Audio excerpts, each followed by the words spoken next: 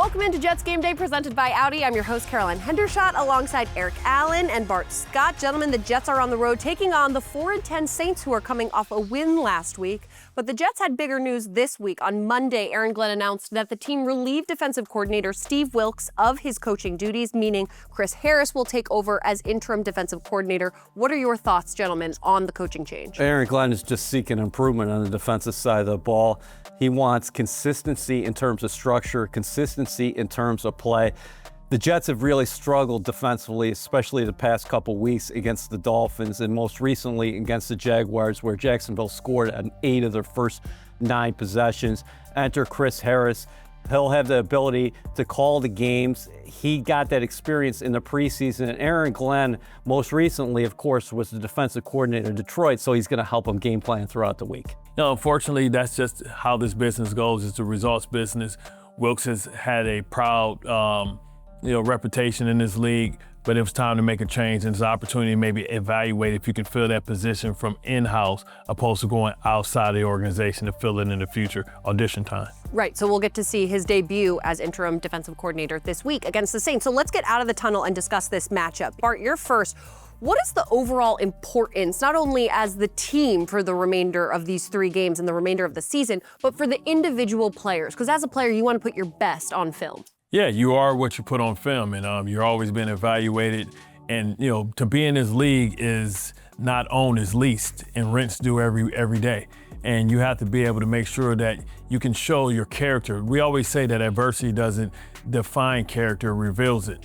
And, at the end of the day, at some point in everybody's life, we were sitting here wishing for the opportunity to be on an NFL team, to be able to be playing in front of tens of thousands of people. And you never can lose sight of that. Every season is going to be a great season. I don't care who it is, even the great players. Talk about Troy Aikman. They started, 1-15. But you have to understand what you do in these times, is really a reflection of how you view the game and you being a professional. This is professional football. When you're a professional, you always do things to the best of your ability. EA, despite the loss last week in Jacksonville, what were some positive glimpses that you saw that the Jets can build on this week as they take on the Saints? Yeah, let's flip it to the offensive side of the ball. Brady Cook became the first Jet quarterback, undrafted free agent rookie to start since 1973. I thought he came out of the gate hot, completed his first 6 passes, including a beautiful scoring strike to Adonai Mitchell. Speaking of Mitchell, I like the Jets' contributions across the board. When Mitchell, John Mechie, Isaiah Williams got involved, those guys combined for 16 catches in all, and Isaiah Davis had a nice touchdown run as well. But listen, it's going to be a tough assignment this week against a Saints defense that is playing really well. Bart's former teammate Demario Davis is a tackling machine still at 36 years old, and Cam Jordan's leading the troops up front along that defensive line. Yeah, and you know what? Brady Cook was able to do all of that just with 1 week of practice. So imagine how much better he will look this week with a little bit more time under his belt. That was a good point, EA. All right, let's get into our top storylines presented by HCL Tech. Bart, you're going to go first. What is your top storyline as we head into this week? Well, the top storyline is, can his defense, step up and play to their capabilities? I mean, Chris Olave, what a game he had last week. He's a guy that's similar to Garrett Wilson. He's explosive. He's a great deep threat. They let Rashid Shaheed go because they had belief in the fact that Chris Olave can be a number 1. With everything that you saw, Shuck is a rookie as well, but he's playing with a lot of confidence. They beat 2 of their division leaders within their conference, and they're coming and hoping that they can get some momentum. And Kellen Moore is doing a great job as a rookie coach and being able to get this team who was struggling to play better as of late. EA, what's your top storyline? There's some parallels here between the Jets and the Saints. You're talking about first-year head coaches with Aaron Glenn and Kellen Moore. You have rookie quarterbacks on each side with Brady Cook and, of course, Tyler Shuck. And Shuck is doing some good things there with the Saints. Also, this is a homecoming of sorts for AG, who was the defensive backs coach for the Saints from 2016 to 2020. And Chris Banjo, the Jets special teams coordinator, he played under Aaron Glenn with the Saints, and Banjo has been as good as any assistant in the National Football League this season. Yeah, it's going to be almost like a home away from home for those two going back and playing in New Orleans. All right, well, don't go anywhere, because speaking of Chris Banjo, we have an exclusive one-on-one interview with him when Jets Game Day returns. Top Storylines is presented by the official digital transformation partner of the New York Jets, HCL Tech, supercharging progress. Jets Game Day is presented by Audi. Visit your tri-state Audi dealer to get behind the wheel of yours today, or visit AudiOffers.com for more information. You start every news conference with "Good morning, beautiful people." Where did that originate? Oh, yeah, that's a good question. I feel like I started that in Denver. I don't know why. I don't know why or how that even came about. But I did notice the first time I said it, it brought a smile to a couple of people's faces when I mentioned it, and I just made the conscious decision. That's kind of how I walk into every room with. What about your team meeting? Same thing. Yeah? Same thing, yeah. Really? Now, it's kind of a little bit different. I mean, Okay. I guess because, you got a lot of these big burly guys in there, and they're, the coach calling them beautiful, and they're like, Yeah. "What you mean, coach?" But I think they know who I am, and they embrace it as well, too. You're always walking around with juice and energy. That's your trademark. Did you get that from your parents growing up? I won't necessarily say that, not because, no, they're very, very passionate people. I have a Nigerian background, Nigerian descent, and our people are very, very passionate, but also very, very strict as well. So I wouldn't necessarily say I got the juice and energy from that, but I definitely got passion about whatever it is that, I love, to really kind of just wear that emotion on my sleeve. And when it comes to this game of ball, like I love it, inside and out. You mentioned the Nigerian background. Your full name is not Chris Banjo. What is it? Do we have time for all that right now? You sure? You probably need to put some more film in the message too. But Christopher Ayokumi Oluwaseun Banjo is my name. And what does that mean? So Ayokumi means God brings me joy. God brings me joy. Oluwaseun, I forget a little bit now and then. My father would probably, really be upset with me saying that. But I'm very, very prideful in terms of like the meanings behind our names. Like my brother and sister obviously have one as well too. And that's what I was called growing up by my parents, was Ayokumi. Is your mom still a driving force to this day? Still, always will be. Yeah. Always will be in terms of, how she raised me, the foundation she was able to set with me, and how I just try to put my best foot forward every day. Yeah, you lost her at 45. She was only 45 Yes. years old, and she had such an impact on your life, didn't she? Yes, no, tremendous impact. And when you talk about, we talk about being gritty and stuff in football all the time. And every day she was faced with that in regards to her sickness or illness that she had with sickle cell anemia. So seeing her fight on a day-to-day basis became second nature to me, really, in terms of just always being able to respond to ideal situations that you ideally don't want. So that transitions to you this year. Your first year special teams coordinator with the New York Jets. Would you say your unit is gritty? No doubt about it. No doubt about it. I mean, I think you can look at anybody who's been fortunate enough to play for our unit. You start with Isaiah Williams, how he started off early in his career, or not in his career, but earlier in the season with a couple of mishaps, and then how he's been able to bounce back. You've seen some guys play through injuries. Kane played through injuries, come back, and still be able to have an impact. You've seen guys move all and out throughout different positions and still see them have impact. So I think the units definitely embody that word grit, and they look forward to, continuing to do so. What do you make of Nick Folk, 200 career field goals with the Jets now? I think that's amazing. I think that's amazing. I mean, it speaks to who he is. I mean, in terms of obviously the tenure, the longevity that he's been able to have, but again, his process, that's the biggest thing. I think that's been really, really cool that I've been able to admire. And then obviously now seeing the 200, that's just a byproduct of who he is. You lead the NFL in field position starts. Now, last week in Jacksonville, they had 9 kickoffs. They're not letting you have an opportunity anymore. Is that the ultimate sign of respect? I think so, no doubt about it. I think the group has earned the right to get some respect. I won't necessarily say earn the right, but they've definitely earned respect around the league in terms of what they've done and what, by God's grace, they continue to do.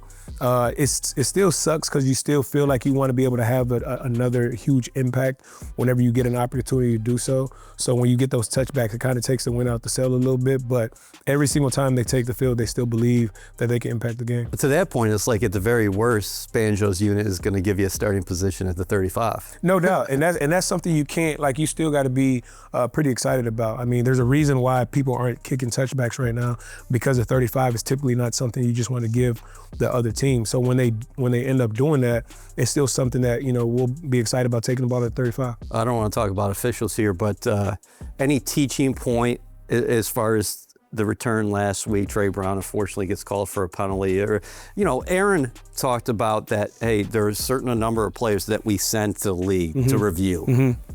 When it comes to that, the teaching point I would say is it's about us. Like, we never want to put anything in the hands of the refs, so we got to make sure we do a great job of making it black and white so there isn't any gray area for the ref to, you know, lean one way or another. So we just got to get back to our process, making sure we're focusing and sharpening our fundamentals, and we'll be good. Speaking of process, at this point of the season, is it difficult because there's so many pieces in and out for you guys, and that impacts the roster throughout, but especially on special teams? Oh, no doubt. There's a lot that goes into that. But in terms of using the word difficult, I mean, that's our game. The one thing that's inevitable in this league is change, one way or another, whether it's week 1, whether it's week 17. I mean, regardless, I think you have to, you know, face each week like it's a new week and, you know, continue to put your best foot forward, building whatever plan you have, whatever guys that you're fortunate enough to play with that week. All right, last question. You're going back to New Orleans. You were a player there in 2016 to 2018. What are some of your favorite memories? And you mentioned that helping your foundation. In terms of just favorite memories, couple, I mean, being able to play with one of the GOATs, when you talk about Drew Brees, taking the field on Sundays with somebody like that, of that pedigree, was phenomenal. And not just him, I have, again, a lot of my lifelong friends. When you talk about Craig Robertson, Mark Ingram, Cam Jordan, Demario Davis, who are still there, which is crazy to me. 36 years and old. Still playing at a high level. You know, just some of the paths I was able to cross with those guys was phenomenal. But when you talk about the resilience of the city in general, I mean, I think you see it on the outside. You hear about it, you know, some people talk about it, but being fortunate enough to live there a little bit, you really get to feel that. And that's what I was speaking to in regards to the foundation of who I am, being able to embrace those difficult moments, but still being able to press forward and press on. It was cool being able to be out there. Yeah, I got to imagine you're going to get a warm reception when you go out there. We'll see about that. We'll see about that. Again, I really, really enjoyed my time, the good and the bad up there. Like I said, I think it's played a lot into who I've become today, who I'm still becoming. But a lot of good memories, for sure. Appreciate your time. Appreciate you. Coming up on Jets Game Day, Bart Scott breaks down Jets Saints. Keep it here when we return. Jets Game Day is presented by Audi. Visit your tri-state Audi dealer to get behind the wheel of yours today, or visit AudiOffers.com for more information. Welcome back to Jets Game Day presented by Audi. Now it's time for Inside the Numbers, brought to you by the New York Lottery. Our first number is 22, as in the amount of completions Brady Cook tallied in his first professional start. Cook completed his first 6 passes to start the ballgame, and later in the first quarter, Cook connected with Adonai Mitchell on a 9-yard pass for Cook's first touchdown in the NFL, capping an 8-play, 65-yard drive. Jets fans, your lucky numbers for the week are 22, 6, 9, 8, and 65.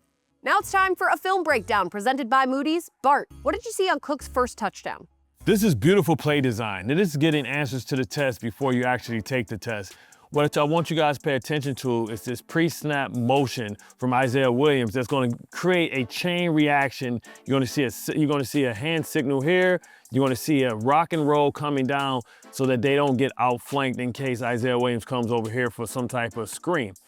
But what happens is Isaiah's going to come here and go back, and it's going to create indecision in post-snap, pre-snap communication to fail, and you're going to have the team not being on the same page, which is going to lead to a wide open snap. So you see right here, it calls his, but when he goes back, now you have to re-communicate everything back here. You see a communication with the pointing here. You see the safety looking this way before he was going to lean this way, because this was going to be the strength of the formation. Because if you put another receiver over here, now this becomes a tight end and a receiver here. And when you talk about the strength for a safety, he's always going to go to the 2 receiver side. This becomes the 2 receiver side, actually becomes trips. So now he's going to be looking this way, which doesn't allow him to recover post snap. And right here, you have 2 guys when Brees comes out. You have 2 guys here, eyes here, eyes here, eyes here, eyes here, eyes here. Nobody stays for Adonai Mitchell, and Cook does a great job in delivering the ball and giving a layup. Sometimes it's about indecision and an inability to communicate with each other. And this is exactly what happens, which allows you to get a wide open guy in the end zone. This was a big play, but this was all about play design and being able to scheme open a wide open touchdown. Thanks, Bart, as always. When we return, we give you our final thoughts before kickoff in New Orleans. This film breakdown is brought to you by Moody's, proud partner of the New York Jets. Get 100% verified tickets to every upcoming game at Ticketmaster, the official ticket marketplace of the Jets and the NFL. I approach it as another opportunity. That's what this is. It's an opportunity for me to lead this team once again and try to go get a win on the road. And it's really as simple as that. You know, it's about this week, preparing this week, and playing on Sunday in New Orleans. And that's how I'm looking at it. Building from Miami, building from last week, taking all those reps with me into this week, and practicing, fixing what I need to fix, and then going out there on Sunday and playing. That was your Locker Room Roundup presented by Dunkin'. The Jets run on Dunkin'. All right, you two, it is time to make your case. EA, you're up first. How would you rate Brady Cook's first professional start last week, and what do you expect out of him this week? A B. I thought his ball distribution was very good. We talked about it in the first segment that Mitchell, Mechie, and Isaiah Williams got involved. I thought he was seeing the field well. I like his mobility in the pocket.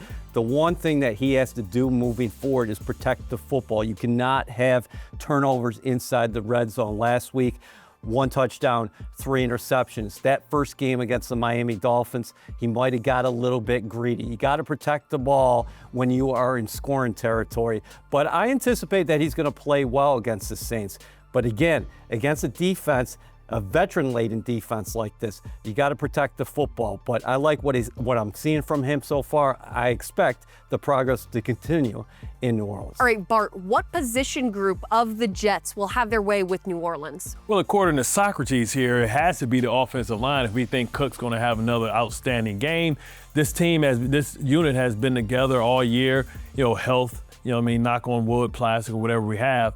But, that's the key to being a great unit as far as offense. It's collective experiences that you gather when you play together, and you see things, start seeing things the same way, and you start having nonverbal communication. When you see things the same way, you can communicate it without actually talking with each other because things happen so fast. I think it's the strength of the team. I think it's the most important part of our team. It's the foundation, and every team that you see that are having success is because they have an offensive line that's playing at a high level. The Jets are one of those units in the league that I think is going to start gaining respect across the league because of 2 outstanding young tackles and the veteran leadership inside the interior of that offensive line. Well, I would say, Plato, this is glass. But Yes. The Jets' offensive line from left to right, this is going to be their 15th consecutive game starting. And this was a sticking point for the Jets in past seasons of the offensive line and their health and the kind of continuity. All the combinations that we've had over the years, Correct. last year and all that stuff. So it's been a really blessed year for them in that standpoint. Yeah, it's been nice to have that continuity. All right, let's get to our final thoughts on the matchup. EA, you're first. You have the floor. Fast start. The Jets need a better start in the first quarter. The last 2 weeks, he fell behind to the Dolphins 21-0. Then it was 14-0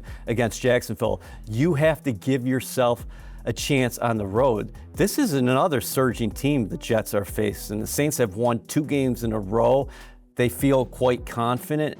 But for the Jets, listen, you had a change at the defensive helm. Chris Harris is going to be calling signals. I can't wait to see how he approaches Tyler Shuck and company. And offensively, I think you can build off that performance last week against Jacksonville, but you really got to give yourself a chance so these guys can settle into their game plan. You can't play from behind by double digits. For me, it's football character, right? You have to reveal your football character. We're all watching to see how you respond to adversity. And, I've learned so much more from my failures than from my successes. So what can you learn and how can you grow? Excited to see Chris Harris as well, to see what he brings to the table, what he presents. And this is an opportunity for everybody to come out and show that they can play well in their finishers, right? You only have 3 games left. Unfortunately, you're not going to make it to the postseason. But it's about how you play and how you close out. Try and create some momentum that can carry into next offseason so that when you come back, you don't have to experience the same feelings that you've been having for the last 3 weeks or the whole season. Right. Well said, Bart. A good way to go into the off season, I think, always ending on a positive note. Everybody, thanks so much for watching Jets Game Day presented by Audi. The Jets will host the Patriots next week for their final home game of the 2025 season, and we'll be here to get you guys ready for that one.